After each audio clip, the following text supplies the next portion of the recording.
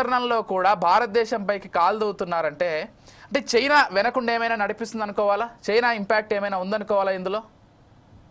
100% ఇది దీనికి పాకిస్తాన్ కి చైనా 100% బ్యాకింగ్ ఉందండి.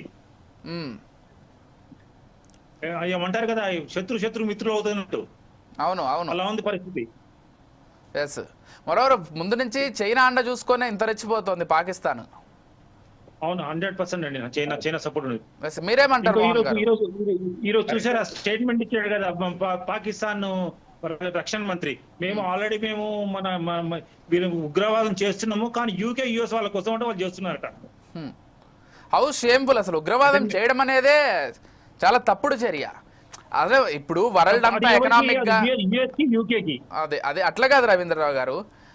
అంటే ఇప్పుడు ప్రపంచ దేశాలన్నీ కూడా ఎకనామిక్ గా ఎట్లా డెవలప్ అవుదాం, ఇంకా ఎట్లా బెటర్ పబ్లిక్ సర్వీసెస్ ఇద్దామనే ఆలోచనలో ఉంటే పాకిస్తాన్ ఏమో ఏ దేశం పైకి యుద్ధాన్ని చేద్దాం, ఏ దేశం పైకి ఉగ్రవాదుల్ని పంపిద్దాం, ఇలా ఉంది కాబట్టి వాళ్ళ పౌరుల పరిస్థితి అంత దీనంగా ఉంది. ఈరోజు కనీసం తినడానికి తిండి గింజలు లేనటువంటి ఒక పరిస్థితుల్లో వాళ్ళ దేశ ప్రజలుంటే వాళ్ళ గురించి పట్టించుకోకుండా కాశ్మీర్కు పోయి తీవ్రవాదుల్ని పంపించి వాళ్ళని చంపుదాము, లేకపోతే యూకే పైన దాడులు చేద్దాము, ఇంకా ఇదే మైండ్ సెట్ తో ఉన్నారు వాళ్ళ పాలకులు.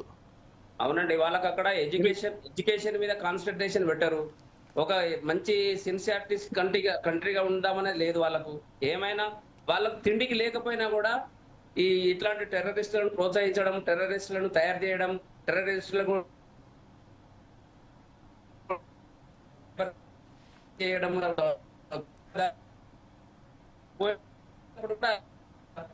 ఇప్పుడు చూసిన ప్రతి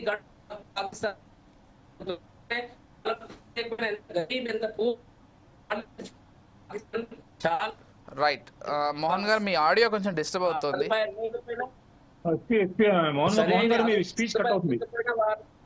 మోహన్ గారు ఇంటర్నెట్ సరిగ్గా లేనట్లుంది, కొంచెం కట్ అవుతుంది.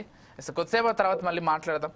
రవీంద్ర గారు మీరెలా చూస్తారండి? అంటే పాకిస్తాన్లో చిన్నప్పటి నుంచి స్కూల్స్లో లేకపోతే కాలేజెస్లో కూడా ఎంతసేపటికి ఇండియా పైన నూరిపోయడము, ఇండియా అంటే మనకు శత్రు దేశం అనేటువంటి చెప్పేటువంటి పరిస్థితులు ఉన్నాయి. ఈరోజు భారతదేశ విద్యా వ్యవస్థలో భారతదేశం ఎంత గొప్ప దేశం ఏమో చెప్పుకుంటున్నాం, కానీ పక్క దేశాలతో సంబంధం లేకుండా మన విద్యా వ్యవస్థ ఉంది. వాళ్ళకేమో చిన్నప్పటి నుంచి ఇదే నూరిపోస్తున్నారు, ఇండియా మనకు శత్రు దేశం.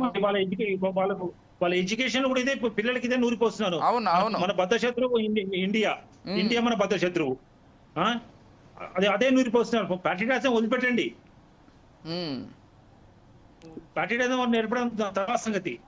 అది నేర్పకుండా వైరాలు మన శత్రువులు, మన బద్ద శత్రువులు అని నూరిపోస్తున్నారు. అవును, అలా వాళ్ళ భవిష్యత్తు తరాలని వాళ్ళే పాడు చేసుకుంటున్నారు.